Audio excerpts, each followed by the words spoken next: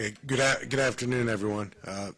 The Fairfax County Police Department wants to warn the members of our community right here in Fairfax County, and in fact the entire DMV, that there is likely a fatal batch of cocaine laced with fentanyl in our community right now.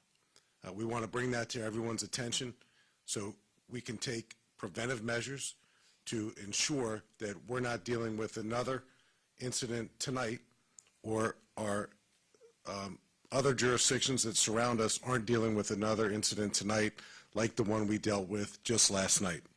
One man is clinging to life and 5 others are recovering right now after a lethal overdose in Falls Church.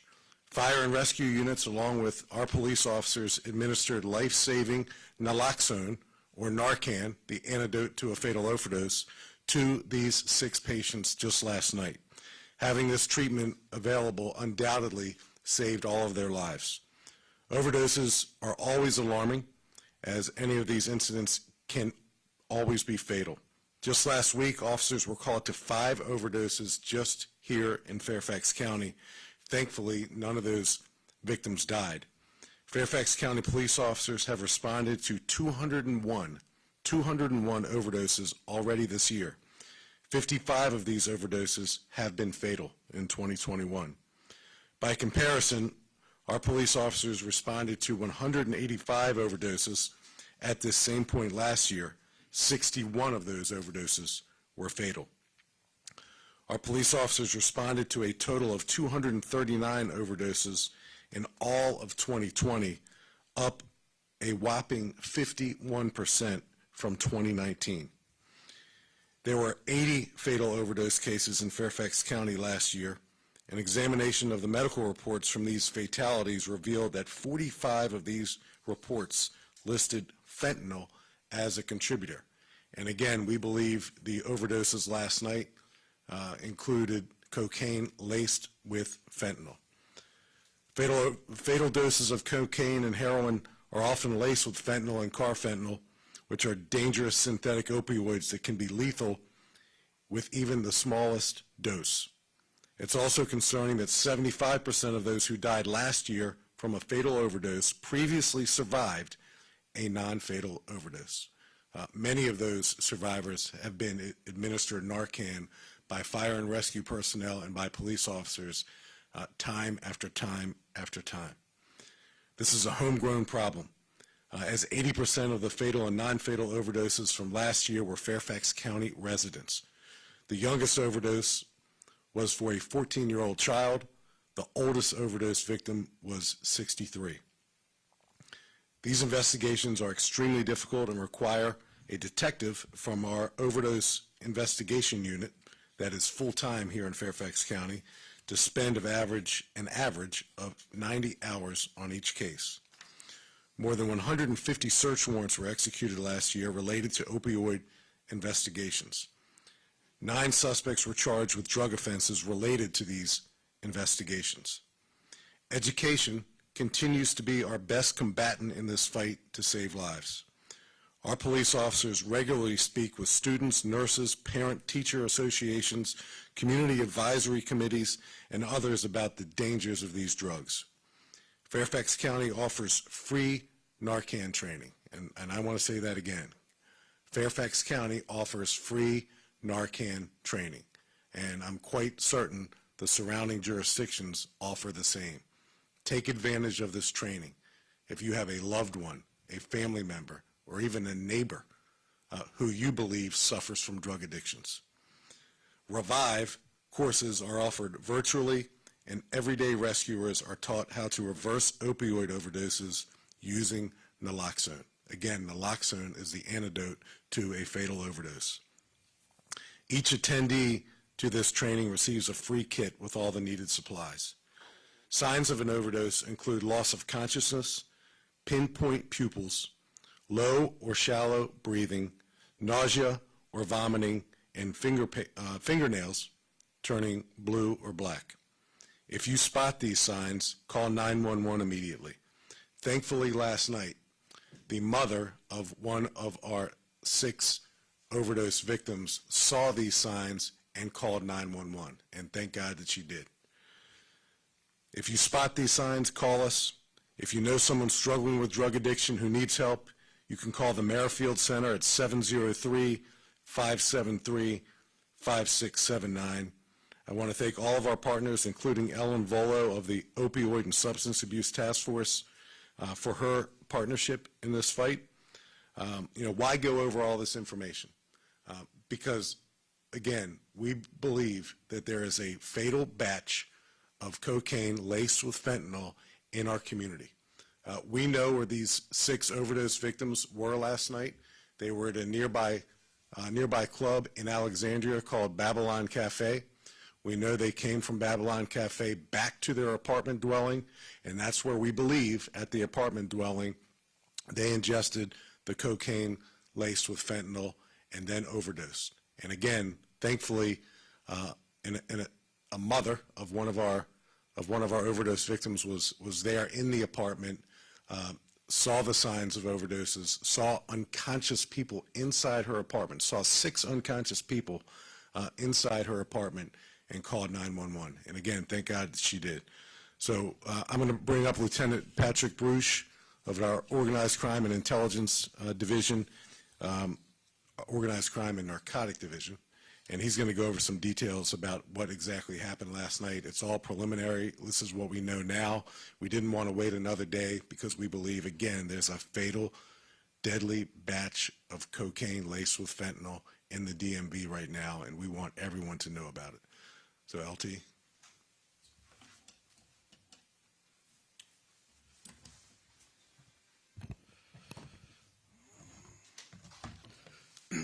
Thank you, Chief Davis. Last name is B-R-U-S-C-H.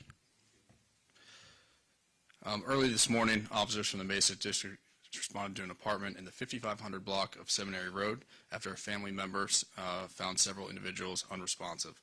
When officers arrived, they discovered one woman unconscious on the sidewalk and immediately rendered aid. Officers and fire and rescue personnel administered Narcan to all 6 individuals. We had an additional 4 individuals, males, found inside the apartment, and 1 female found inside that apartment. All 6 adults, ranging from 23 to 35 years of age, were taken to the hospital for further treatment. 4 of those individuals remain hospitalized at this time. Detectives from the Organized Crime and Narcotics Division immediately responded and have assumed the investigation. Preliminarily, detectives determined that the victims were at an establishment, as Chief Davis previously mentioned, earlier in the evening, and returned to the apartment where they ingested an unknown narcotic. Detectives have discovered a white powdery substance at the scene, and that narcotic recovered on the scene has been sent to the Virginia Department of Forensic Science for further analysis. As Chief Davis mentioned, this is a significant event for any community, but particularly here in Fairfax County, and we want to make sure that the community was aware of this incident. We also want to reassure you that our detectives and officers are working diligently to reduce the number of deaths caused by narcotics here inside Fairfax County and outside. If you have any information about this case or other narcotic activity, please contact us. And for those of you who need help, resources are available, as the Chief has mentioned. Contact our Community Service Board for resources and education. Any questions? Chief Davis, do you know why there has been an increase in overdoses this year compared to last year? Do you think that the pandemic has anything to do with it, people resorting more to drugs and alcohol, et cetera? Well, Sierra, the big increase was 2020 versus 2019. We're seeing an increase in 2021 versus 2020 with non-fatal heroin overdoses and a slight, and I mean slight, decrease in fatal overdoses when you look at 21 versus 20. But the big jump was 20 versus 19, and you said it, the pandemic. To what extent is the pandemic contributing to violence, chaos, drug overdoses, et cetera? I think that's going to be probably studied for many years to come right now. But what we know is that these young adults were at a nearby establishment last night. We don't know where they acquired this deadly or potentially deadly batch of what we suspect is cocaine laced with fentanyl. We don't know if it happened at that establishment, but we feel it's necessary for us to describe to our community where they were, because if in fact they did acquire these drugs at that establishment, there were other people obviously there. We don't know who they are, but we want them to hopefully hear this message, and if they were there last night, and if they somehow acquired the same narcotics, we want them to stop, turn it in, flush it down the toilet, come to any Fairfax County Police Department district station and anonymously turn those drugs in. Don't use it. We saw what happened last night to 6 young people. 1 is clinging to life, and 5 are lucky to be alive. Is that establishment still being investigated or being investigated? Well, we're investigating the overdose, but we feel it's necessary to describe that immediately before this overdose took place, these young adults came from that establishment. So we're not, quote unquote, investigating the establishment. We're simply communicating to folks that in a short amount of time, our overdose victims came from a place where other people were present. So those other people are the folks we want to reach. If you were there and you know anything about what transpired last night, or if in fact you got your hands on narcotics, number one, we want people to be safe. We don't want anyone else to overdose from this batch. Yes, sir. You said it was heroin mixed with a trace of fentanyl. Cocaine. Yeah. We suspect. So we preliminarily believed it's cocaine laced with fentanyl. We'll confirm that with certainty when we get the lab test back. Typically, it's cocaine laced with fentanyl or heroin laced with fentanyl. This is cocaine. We believe preliminarily it's cocaine laced with fentanyl. Sorry to be ignorant about this, but could you or someone tell me why the drug is laced with fentanyl, why these drugs, is it more powerful? So I can tell you over the last several years in a couple other nearby jurisdictions, we were puzzled when fentanyl first was introduced to the heroin market and the cocaine market. And why? Because fentanyl is used from time to time as a tranquilizer for elephants. So, why would anyone intentionally ingest fentanyl and mix it with either heroin or cocaine? And the sad fact is that drug addiction is a very powerful thing. And we know folks who suffer from drug addictions are always seeking that next high, that greater experience that brings them closer and closer and closer to the brink. And, this is a public health matter as much as it is a public safety matter. We believe in treatment. We believe in rehabilitation. We believe in education. This isn't necessarily an enforcement message that you're hearing from me or the lieutenant. This is a public safety message. And again, that public safety message is if you are in possession of cocaine right now, there's a chance that that cocaine may be mixed with a deadly blend of cocaine and fentanyl, and you can lose your life. And we don't want anyone to die. Is there a way, So, Chief, to tell if the cocaine is laced with fentanyl, and if you have the powder, is there a way for a consumer to look at it and tell? Pat, not with the naked eye. It has to be tested. So just looking at it and giving it the eyeball test, Pat, no, you can't. I remember, on one of the occasions where I was beginning to learn more and more about fentanyl, it's almost invisible to the naked eye to see a deadly amount of it on the tip of your finger. That's how small of a batch it takes to take someone's life. So it's a mixture, and again, it's typically in the DMV and beyond, mixed with heroin or cocaine. And were these victims, were they snorting this cocaine? I don't know. That's all going to be part of the investigation. We again, between Fairfax County Fire and Rescue and Fairfax County Police Department, both firefighters and police officers were all administering Narcan, and it's a nasal spray. There's other ways of administering it, but imagine a scene where police officers and firefighters are tending to literally 6 overdose victims at once One of the 6 was outside, Pat, on the front sidewalk. The other 5 were inside the apartment, scattered and unconscious. So it was quite a chaotic scene that the Fairfax County Fire and Rescue personnel and our police personnel did a great job. They exhibited grace under pressure, and they resorted to their training, and thankfully they had an antidote to a fatal overdose on hand. And that's relatively still pretty new to our profession. It's only been around about half a decade or so. So thankfully cops and firefighters are now carrying this antidote to overdoses as we continue to struggle to find ways to reduce the number of drug addictions and overdoses that we're seeing throughout our community. And you all know that this crosses socioeconomic and racial lines. These overdose cases are not specific or unique to particular jurisdictions or locales. It's happening everywhere throughout this country. I was going to ask, you kind of touched on it with Pat, are the people cooperating with you all, people that were involved? I don't know if we call them victims or users or participants or people laid on the floor, but are they cooperating? And Yeah. also, can you give a rough time of when you all got there, just because we like to say in this race, what time? Sure. I'll have the lieutenant give the specifics on that, but the investigation is active and it's ongoing, and and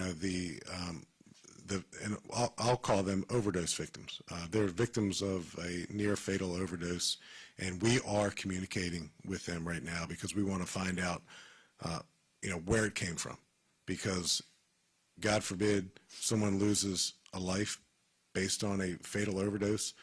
We want to know who that supplier is, because the criminal justice system is keenly interested, and so too is our Commonwealth's Attorney's Office, identifying and holding accountable drug dealers who knowingly distribute this deadly narcotic to folks who are suffering from addiction in our communities. So, LT, you want to fill in the blanks? Sure. Just to answer the second part of that question, Fairfax County officers and Fire and Rescue were dispatched to that location just shortly after 3 a.m. this morning. You all mentioned a mother. Did she overdose? No. Are they all family? Friends? So the person who called 911, Sierra, was not an overdose victim. She was the mother of one of the overdose victims. So the relationship between the 6 people, that's something that I don't know right now. They were minimally friends. I don't know that they were actually related to each other. Could the overdose victims face any charges? If so, what? The person I'm interested in identifying is the drug dealer who sold them that deadly narcotic. That, we're going to treat these overdose victims as overdose victims, and get them the help they need, the immediate help they need to live, and then hopefully, they'll take advantage of resources, and their families will, conduct, intervention sessions. We can certainly help with that to get them the help they need to recover. But in terms of criminal culpability and accountability, it's the drug dealer. That's who we're ultimately interested in identifying, and that's where our detectives are working really hard right now to identify that person and work with the Commonwealth's Attorney's Office and hold him accountable. Thank you. Chief, Yes, sir. I heard you raise the alarm about the potential of this being throughout the region, but do you have enough information about the distribution patterns of this to understand the likelihood of whether this could extend to suburban Maryland or the district, or even other jurisdictions in Northern Virginia, and not something localized? Well, and we all know that suburban Virginia is just a few feet away from suburban Maryland, and that's just a few feet away from the nation's capital. So it's we're all here in close proximity. So having 6 people unconscious from a near fatal overdose with one still clinging to life is the gravity of that. The gravity of that is too big and too important to hold on to and not share with our community. So we're not here ringing the alarm for any other reason than to identify people who may be in possession of, recently in possession in the DMV of cocaine because it may be mixed with fentanyl, known to you or unbeknownst to you. And if you take it, we're afraid that this area is so small, the degrees of separation in the DMV are so small, we don't want to assume that you're going to be consuming drugs from another batch, another mixture. So that's why it's important for us to share the information. And I'm sure you all understand. Chief, I got a question. Yes, sir. How much were they using? Was it a sniff or, and what, you touched earlier on some of the warning signs. So if you're looking out for a child who might have this drug, is it just one sniff or what other signs could it be besides overdose? This person's on the drug. Yeah, it can be a needle injection, it can be smoked, it can be sniffed. I'm not sure how it was ingested last night. That's all part of our investigation. So, but it can be injected, it can be smoked, it can be sniffed, and it doesn't take much. It just doesn't take much. So it can be just one hit or one dose or one sniff. And again, just to go over the signs, obviously, someone who's unconscious, that's a big alarm bell right there, but pinpointed pupils, low or shallow breathing, nausea or vomiting, and then black or blue fingernails.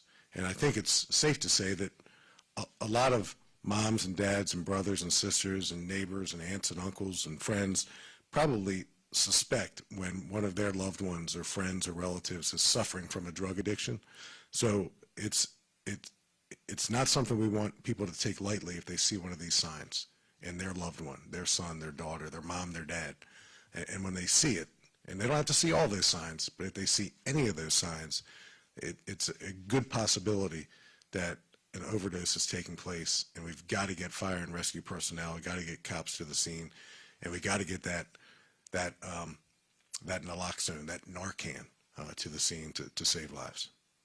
You mentioned an overdose investigative unit. Do you know how long that's been stood up and how big it is and all the stuff they do? It initially came about a couple years ago on a grant-funded basis. We've actually expanded that unit. We now have 4 detectives assigned to that unit, as well as 2 undercover detectives that are associated with that unit. And 90 hours per case? Yes, sir. As you can tell from the chief's comments today, these investigations are very comprehensive. It requires not only the cooperation from the victim, but also pinpointing the source of where this substance might come from. Have they made some criminal cases? Yes, sir, they have.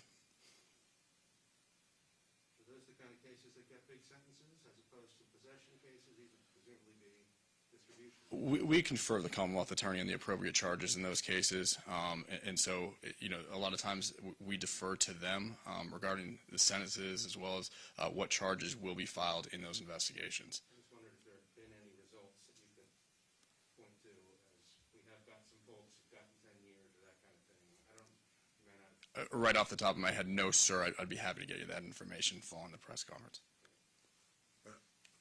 But I'll say that all the police departments that I'm aware of and their prosecutors' offices are absolutely interested and determined to hold people accountable who are really responsible for the introduction of these fatal batches of drugs into the streets. So relatively new, half a dozen years or so, but it's something that everyone's challenged with doing better with.